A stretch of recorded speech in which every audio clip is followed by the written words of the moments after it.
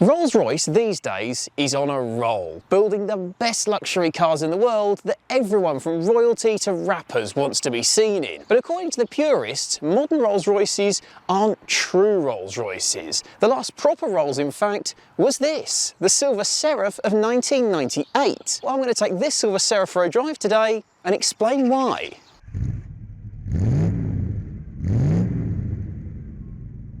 But first, our friends at Lancaster Insurance are running monthly giveaways. You can win all sorts, from experience days to tools, restaurant vouchers and tech. So click the link below at the end of the video to enter their latest competition.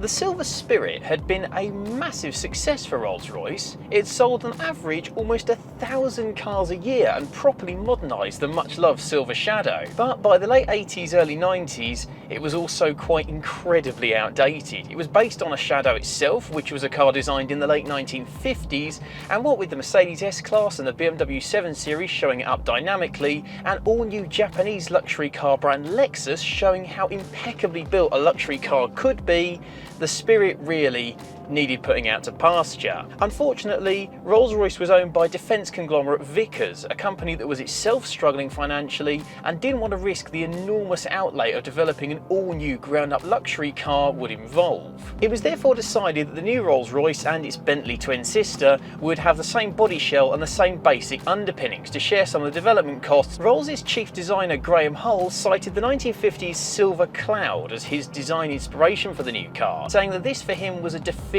Rolls-Royce look. It was stately and it was elegant, but it was also graceful and not too attention-seeking. And the result in the car that would be dubbed Silver Seraph is much the same, really. This is an enormous car. It dwarfs a Jaguar XJ and it sits on the road with a real sense of presence. And yet, it's stately. It doesn't draw too much attention to itself. It's got a real sense of dignity to it, a class. I'd say that Hull succeeded in creating a modern Rolls-Royce that still had echoes of the past.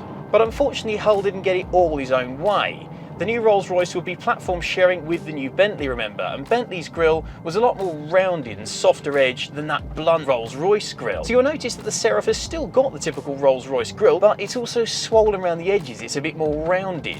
And to be honest, it actually, I think, makes it look more modern. Now, around the time the Seraph was being developed, BMW had shown an interest in purchasing Rolls-Royce and had even approached them with a concept for what they thought a British luxury car for the new age should look like. That ultimately evolved into a concept car known as the Bentley Java, and when you look at the details of that car, you can see echoes of it in what would become the Rolls-Royce Silver Seraph. On first impressions, Rolls-Royce were very keen to work with BMW, but they weren't fully committed yet to selling out to the German car maker. Ultimately, they finalised a technology sharing agreement. Now, this meant that a lot of the electrics under the skin of the new Rolls and Bentley would come from Germany, and they'd have access to their engine. For the Bentley, it would be BMW's twin-turbo V8, but the Rolls-Royce V12. Come January 98, we got the first all-new Rolls-Royce for over 30 years, the all-new Silver Seraph. So now, driving it 25 years after its release, what's it like? Well, we'll start with that engine. It's not a Rolls-Royce engine, as we've said, it's BMW's M73 5.4 litre V12, and it is a masterpiece. It is silky smooth, ultra refined, and it's whisper quiet. I'm doing nearly 50 miles an hour and you'd barely know it was running. It's a phenomenally refined power plant and it puts the old L-Series V8 of the past to shame. It also develops 322 horsepower, and that means if you are late for your business meeting or your business class flight, put your foot down. Oh, and it still knows how to shift. But in truth, the engine barely came into it. The fact this was the first V12 Rolls-Royce since the 1930s was just a footnote in the Seraph's CV. More importantly was that it would feel modern. The Seraph is 65% stiffer than the Spirit that it replaces, and driving it along even slowly, you can tell. It doesn't have the flex in the chassis that the old car does. It doesn't shudder and shake over bumps nearly as much. It's so much more refined. There's no creaking of the leather or flexing of the dash, and the wind noise is far, far quieter. And then there's the suspension. The Seraph has got adaptive suspension, which automatically softens itself off when you're just cruising and will firm up if you drive more aggressively. Now let's be clear, it's still not an M5 chasing sports saloon, but if you need to get a move on a cross-country road, it does account for itself remarkably well. The steering's a little bit weightier than in the Spirit, so you've got more idea what the front wheels are doing, and it does cling on.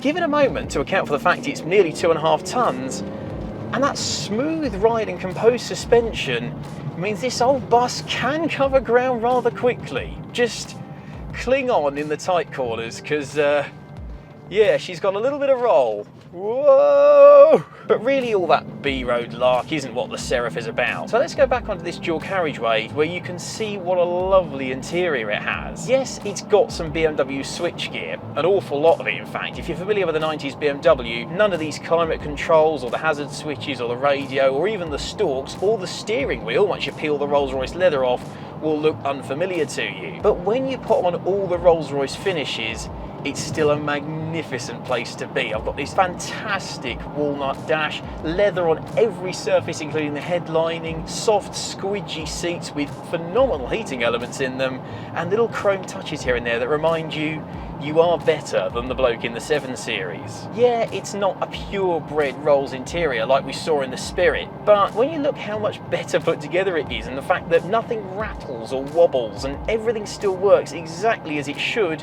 frankly, if all the electrical bits are put together by Germans who know what they're doing, I've got no problem with that. In 1998, Vickers put Rolls-Royce up for sale, and after seeing how well they work with BMW, most people assumed that the Bavarian car maker would put in the highest bid. And indeed, BMW were keen, offering up £340 million to buy Rolls-Royce.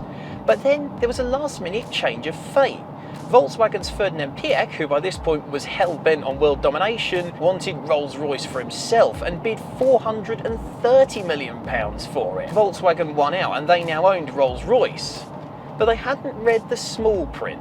Because yes, they did own Rolls-Royce, but all they actually owned was the factory, the plant in Crewe and the intellectual property. But Vickers still owned the rights to the Rolls-Royce name, the Flying Lady and the RR logo. And without that, you haven't got a Rolls-Royce. Not to mention BMW, who at this point were a bit sore about losing out to Volkswagen, put a 12-month notice in for the supply of the V12 engine for the Seraph, and that meant that in just a year's time, Volkswagen wouldn't even have a power plant for the car that they couldn't badge as a Rolls-Royce. What followed was one of the most intense, drawn-out and high-profile legal negotiations in the car industry ever.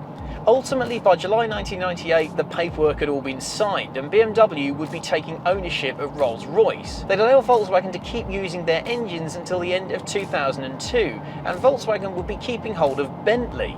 Come 1999, they'd be building the Arnage, the sister car to the Silver Seraph, with the old 6.75 litre L Series V8, the engine that the purists would really rather it had had in the first place. With all the paperwork done, BMW sent the builders down to West Sussex to build an all-new Rolls-Royce factory to build the new Phantom come 2002. But they were so geared up on making the new Phantom that the Seraph wouldn't make the transition to the new plant. It was axed after just 4 years and 1,570 units sold. And that's why many purists say the Silver Seraph was the last true Rolls-Royce. Yeah, it's got some BMW influence to improve bits behind the scenes, but it's still a Rolls-Royce through and through, a fantastic example of British luxury built in Crewe, where Rolls-Royces always were. It's also a shame, given what a lovely car this is, that it didn't live half as long as its Bentley Arnage twin sister, and maybe that's not such a bad thing, you know? Because Seraph means angelic, like a star, for example.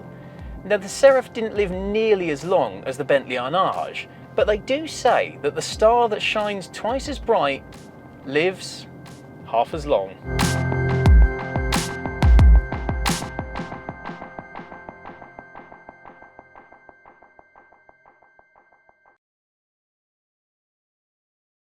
This video is proudly sponsored by Lancaster Insurance. Give them a call on 01480 400 889 for an insurance quote on your classic car. And don't forget to click the link below to enter their latest competition.